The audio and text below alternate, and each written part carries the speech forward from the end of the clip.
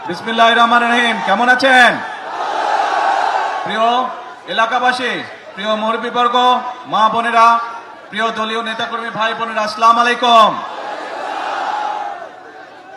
যতটুকু আমার মনে পড়ে, আমি আসার পরে চিন্তা করছিলাম, পরে দেখলাম সুমন সাহেব আর ইয়াসিন সাহেব ওনাদের বক্তব্যে কথাটা বললেন। সুমন সাহেব বললেন যে এই মাঠে 2001 সালের নির্বাচনের সময় আমি এসেছিলাম, সেদিন বোধহয় পুরো বরুড়াতে 8 থেকে 10টি জনসভা করেছিলাম এবং শেষ জনসভাটি খুব সম্ভবত আমি এই মাঠে করেছিলাম, সেটি ছিল সন্ধ্যার পরে, তাই না? সন্ধ্যার পরে ছিল বোধহয় মন্ত্রী সাহেব, রাত্রি 11টায় ছিল সেই জনসভাটি। সেই জনসভা শেষ করে পরে আমি ঢাকা ফেরত গিয়েছিলাম। তো এখন কথা হচ্ছে, আসার সময় তো আপনাদের দাবি টাবি শুনলাম, আপনারা যে দাবিগুলা করছেন শুনলাম। এখন প্রিয় ভাই বোনেরা, এক মিনিট কথা শুনতে হবে তো, চিৎকার পড়লে কথা বললে লাভ নাই, তো চিৎকার পড়লে হবে না, আস্তে ধীরে সুস্থে ঠান্ডা হতে হবে। এখন এই যে আজকে তো আমি কোথায় যাচ্ছি জানেন? বলেন তো কই যাচ্ছে? চাঁদপুর। কেন যাচ্ছে? খাল খনন। আর কি? হ্যাঁ, ফ্যামিলি কার্ড। তার মানে 1 খাল খনন, 2 ফ্যামিলি কার্ড। আচ্ছা ভাই কোন তো, এই খাল খননের কথা কবে বলছি আমরা যে খাল খনন করব? নির্বাচনের আগে। ফ্যামিলি কার্ড মা বোনদের হাতে সারা বাংলাদেশে 4 কোটি পরিবার আছে এবং প্রত্যেক পরিবারের হাতে ধীরে ধীরে আমরা ফ্যামিলি কার্ড পৌঁছবো। এই কথাটি কবে বলছিলাম? আচ্ছা, কবে? নির্বাচনের আগে। আরো তো আছে, কৃষক কার্ডের কথা বলছিলাম, মনে আছে? কৃষক কার্ড কি দেওয়ার কাজ শুরু করেছে? কবে বলছিলাম? নির্বাচনের আগে। তারপরে এখানে আসার সময় দেখলাম বিভিন্ন মসজিদ মাদ্রাসার ইমাম সাহেবদের, খতিব সাহেবদেরকে, তাদের ব্যাপারে একটা কথা বলছিলাম। বলেন তো কি বলছিলাম? আমরা বলছিলাম তাদেরকে আমরা সম্মানের ব্যবস্থা করব। সেই কাজও আমরা কি শুরু করেছি? সেই কাজও আমরা শুরু করেছি। বাংলাদেশে প্রায় 7,000 মসজিদ বলেন, মাদ্রাসা বলেন বা বিভিন্ন অন্য ধর্মের যেগুলো প্রতিষ্ঠান আছে, সেখানে যারা ধর্মীয় গুরু আছেন তাদেরকে আমরা রাষ্ট্রের পক্ষ থেকে সম্মানের ব্যবস্থা করেছি। তার মানে দাঁড়ালো কি, যে কয়টা বললাম, আমরা দেশের মানুষকে বলেছিলাম খাল খনন করব, আপনারাই বললেন কাজ শুরু করেছি। দেশের মানুষকে আমরা বলেছিলাম আমরা মা বোনদের হাতে ফ্যামিলি কার্ড পৌঁছে দেব, সেটাও তো শুরু হয়েছে নাকি? আচ্ছা, দেশের মানুষকে আমরা বলেছিলাম আমরা কৃষক ভাইদের হাতে কৃষক কার্ড দিব, সেই কাজ শুরু হয়েছে? এখনো পুরোপুরি শুরু হয়নি, অল্প করে শুরু করতে হয় প্রথমে, কিন্তু শুরু তো হয়েছে নাকি? আচ্ছা, তারপরে দেশের মানুষকে বলেছিলাম যে ইমাম সাহেব সহ যারা আছে তাদেরকে আমরা সম্মানের ব্যবস্থা করবো, শুরু হয়েছে? দেখেন আপনারাই করলেন, সকলে শুরু হয়েছে। এরকম আরো কিছু কথা বলছিলাম। তার মানেটা দাঁড়ালো কে? তার মানেটা দাঁড়ালো বিএনপি জনগণের কাছে যেই ওয়াদা দেয়, বিএনপি সরকার পরিচালনার দায়িত্বে থাকলে সেই ওয়াদা বিএনপি পূরণ করে। আমি এখানে সেই 2001 সালের নির্বাচনে আমি বরুড়াবাসীর সামনে দাঁড়িয়ে বলেছিলাম যে বরুড়া আর আমার জেলা বগুড়া দুটো উচ্চারণ অনেক কাছাকাছি। আমি যেরকম আমার এলাকার উন্নয়ন দেখব, ইনশাল্লাহ আমি বরুড়ার বিষয়ে সহযোগিতা করব। কথা রেখেছিলাম আমরা সেই সময়। আপনাদের এখানে প্রচুর সেই সময় রাস্তাঘাট, স্কুল, কলেজ, ব্রিজ, কালভার্ট তৈরি হয়েছিল, কিন্তু এলাকার মানুষের যোগাযোগের জন্য, সুবিধার জন্য। এখন প্রিয় ভাই বোনেরা, যেই কথাটি বলছিলাম, অর্থাৎ বিএনপি দেশের জনগণকে যেই কথা দেয়, বিএনপি চেষ্টা করে মানুষের সামনে সেই ওয়াদাটি রক্ষা করার জন্য।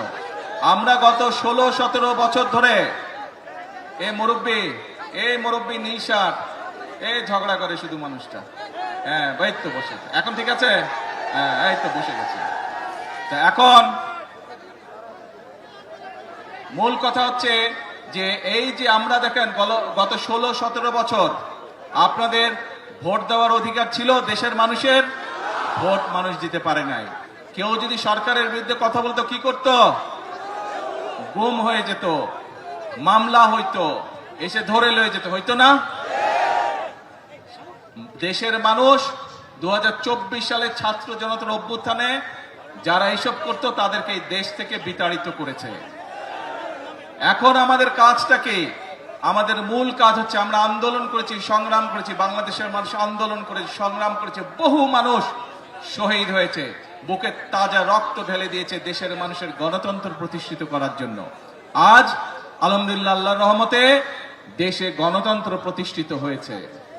আপনারা আপনাদের জনপ্রতিনিধি অর্থাৎ যারা এলাকার উন্নয়ন দেখভাল করবে, এলাকার রাস্তাঘাট হলো কিনা দেখভাল করবে, এলাকার মানুষ চিকিৎসা পেল কিনা দেখভাল করবে, এলাকার সন্তানরা শিক্ষা ব্যবস্থা ঠিকভাবে পাচ্ছে কিনা, স্কুল কলেজ হচ্ছে কিনা দেখভাল করবে, ব্রিজ কালভার তৈরি করবে, মসজিদ মাদ্রাসার সংস্কার করবে, সেই সকল ব্যক্তিকে আপনারা নির্বাচিত করে সংসদে পাঠিয়েছেন, যারা এলাকার মানুষের কথা বলবে এবং এলাকার জন্য কাজ করবে। প্রিয় ভাই বোনেরা, এখন আমাদের সময় হচ্ছে দেশকে পুনর্গঠন করা। আমরা 1971 সালে যুদ্ধ করে এই দেশ স্বাধীন করেছিলাম। ঠিক একই সময় পৃথিবীর অনেকগুলো দেশ, আমাদের এই এশিয়া মহাদেশে অনেকগুলো দেশ সেই সময়ও স্বাধীন হয়েছিল, তার একটু আগে পিছে দিয়ে, কিন্তু সেই দেশগুলো আমাদের থেকে অনেক এগিয়ে গিয়েছে। আমরা এক বিরাট স্বৈরাচারের কবলে পড়েছিল এই দেশ, এই দেশের মানুষ।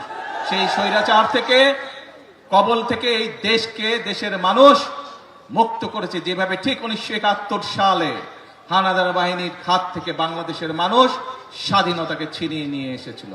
প্রিয় ভাই বোনেরা, দেশ শুধু স্বাধীন করলে হবে না, দেশ যদি স্বাধীন করে, দেশকে যদি স্বৈরাচার মুক্ত করে, পরবর্তী কাজ হচ্ছে দেশকে পুনর্গঠন করা, দেশকে সামনের দিকে নিয়ে যাওয়া, দেশের মানুষের জন্য ব্যবসা বাণিজ্য চাকরি বাকরি এগুলির নিশ্চয়তা বিধান করা, দেশের মা বোনরা যাতে স্বাবলম্বী হতে পারে, সেটি শিক্ষায় হোক অথবা অর্থনৈতিক ভাবেও সেই ব্যবস্থা গ্রহণ করা, দেশের কৃষক ভাইরা যাতে স্বাবলম্বী হতে পারে সেজন্য সেই কারণে কাজ করতে হবে, দেশে যাতে মিল কলকারখানা তৈরি হতে পারে, দেশে যাতে বেকার সমস্যার সমাধান হতে পারে সেই জন্য কাজ করতে হবে, দেশে যাতে আইন শৃঙ্খলা সঠিক থাকে, মানুষ যাতে নারী হোক পুরুষ হোক দিনে যে কোনো সময় যাতে নিরাপদে রাস্তা দিয়ে চলাচল করতে পারে, যারা ব্যবসা বাণিজ্য করে তারা যাতে নিরাপদে ব্যবসা বাণিজ্য করতে পারে, এই ব্যাপারগুলোকে নিশ্চিত করতে হবে।